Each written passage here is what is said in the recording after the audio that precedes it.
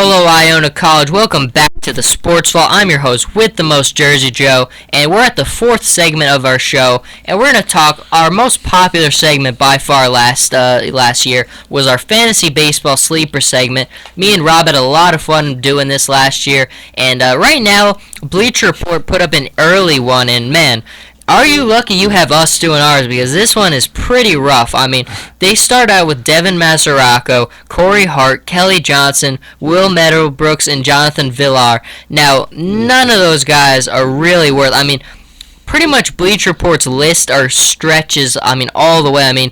The key to fantasy baseball is you've got to get the guys and the big name guys who people overlook. You've got to get the guys in the 4th, 5th, 6th rounds who people are kind of going to overlook. Like last year, we put a lot of names, like we were saying, like Kenley Jansen. It wasn't official yet that he was going to be the Dodgers closer, but there was a lot of talk that it was going to happen, and he did end up becoming the closer, and he's phenomenal. He's the full-time closer now for the Dodgers. So if you're a person listening and you're going to play fantasy baseball maybe for the first time, you've definitely, unless you're doing an auction draft, which a lot of people don't do. A lot of people do the normal snake draft. The key is, looking ahead of time, and you've got to look at the names. Who is a guy people might overlook, maybe at a down season? Me and Rob were talking before about some things like this, and it's just you got to look for the people who are going to get overlooked a little bit. But moving along with Bleacher Reports, you have Chloe Kalun, Adam Eaton, Corey Kluber, Rick Porcello, Scott Kazmer. I always give everybody the stats. That's what I'm known for, but the stats just weren't worth mentioning for these guys. There's really no one who's even in the ballpark of hitting close to like 300, maybe up to 260 most of these guys are. Like I was saying, these are pretty much stretches. The only one on this list that I thought deserved a mention was Steve Cishek. Steve Cishek is the closer for the Miami Marlins. Last year, he had a 2.33 ERA, 34 saves, 74 strikeouts, and these are impressive stats on a horrible Marlins team. This Marlins team is just god awful. Might be the worst roster in the the MLB.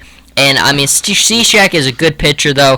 The only problem with him is he throws a lot of pitches, and that gets him into trouble sometimes. But I like Cishek. I think that if you're a guy looking to wait on a closer, you want to build a little bit more depth on your bench, I think you could definitely wait for a guy like Steve Cishek. And I highly doubt anyone would go out of their way to draft Steve Cishek unless a team got automated by the computer to pick him.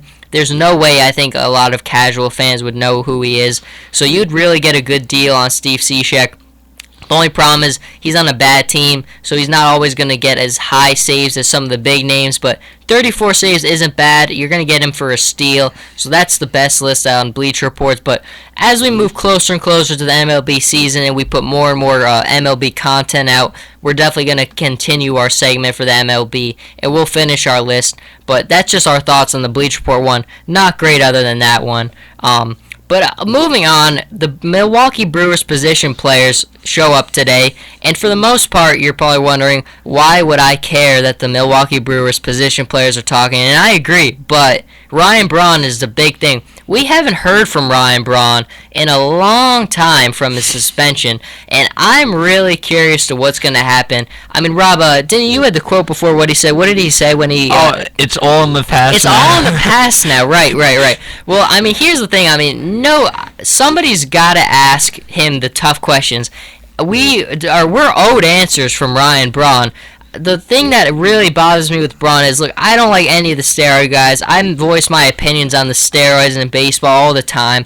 But Braun really, I think, takes it to another level for me of dislike, because he tried to ruin the sample collector's life. The sample collector wasn't lying. It was a true test. Braun got off on a technicality because he messed up the procedure. Not because Braun didn't test positive. He did, but he got off on a technicality. But he tried to ruin this guy's life. He tried to make it out that he was anti-Semitic. The lengths that Ryan Braun went to protect himself, which was unworthy because he was lying. He tried to ruin a poor guy's life just doing his job.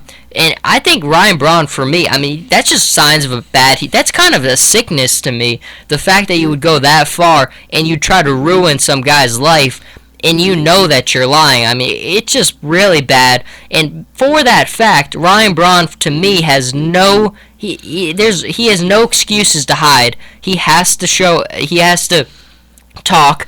He has to answer the tough questions. I don't think that's going to happen because everybody's afraid to ask the tough questions. There's only a couple of people who will ask the hard ones, but I could see it now. I mean, he's going to be like, I'm past that point. That was in the past. I'm not talking about that, but that's not fair. I mean, we deserve answers from Ryan Braun.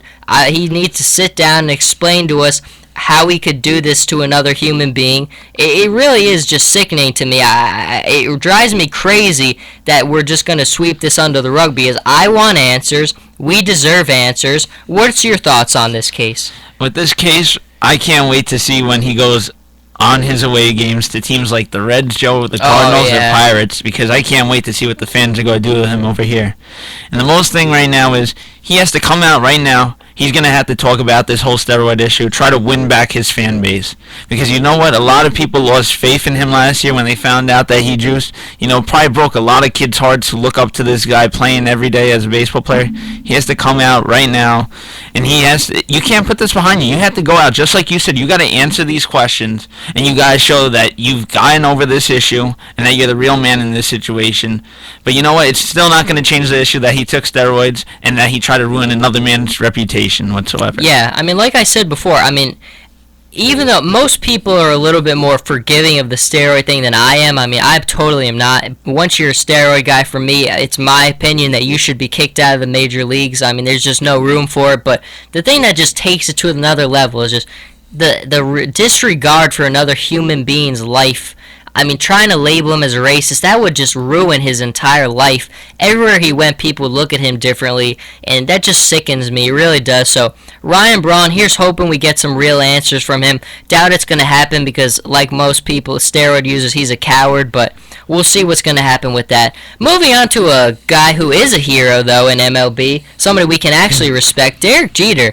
Had his press conference. When Big Shot Rob was out last week, we had a really nice segment. We ranked him amongst Yankee greats. For anybody who missed last week's show, I said it had to be, you have to put Jeter 5th. I said you got to put Mantle and DiMaggio somewhere in the 4th or 5th spot. 3rd or 4th spot. You can switch them around. And I said you got to put Ruth and Garrick 1 and 2. They built the team. But that was a lot of fun to do. But Big Shot Rob, it was a pretty good press conference, I thought. I think for DJ, it was classy like it always was. He did it on his terms. But the thing I want to know is, I mean, we'd all like to see him go out on top. The Yankees have made a lot of moves in the offseason. Have they put together, I mean, can they legitimately compete with this roster right now? I think they could compete, Joe. With all this money they spend in, I think pickups of Brian McCann, Carlos Beltran were great because we know how that right porch is, Joe, and they're both lefty batters. Beltran's a switch hitter, but when he bats lefty, he could definitely pull it over there. Tanaka's a great pickup. I hope he does great this year. Sabathia lost a lot of weight coming in, so you know he's going to have a pretty decent year. Man, you got to look at the pictures of him. Michael Pineda, I really hope he comes back to what he was in Seattle, once that all-star who could throw 98 miles per hour. And now a lot of pitching people are saying that he looks really good in spring training. But I do think they have a lot of great guys around him. They definitely have a great outfield. I'm just worried at third base and second base with Brian Roberts because he's been injured a lot. But I think he'll do a great job over there at second base with the Yankees. He's really good. Absolutely. I mean, it's going to be Derek Jeter. I mean, we were talking about this before. Think about Mariano's send-off last year. What's Jeter's going to be like? I mean, we've already seen, Big Shot Rob and me were looking at the tickets of the games, and I mean, they're basically all sold out already. I mean, it's going to be unbelievable, Derek Jeter's send-off. Rightfully so. He's a guy who did it the right way. Never did anything wrong, and we hope in the best. So we hope the Yanks are able to have a good last season for him to send him off the right way. But that's going to do it for that segment. When we come back, we've got one more, talking a little bit of everything, throwing it all in there. So we'll be right back, and stay with us.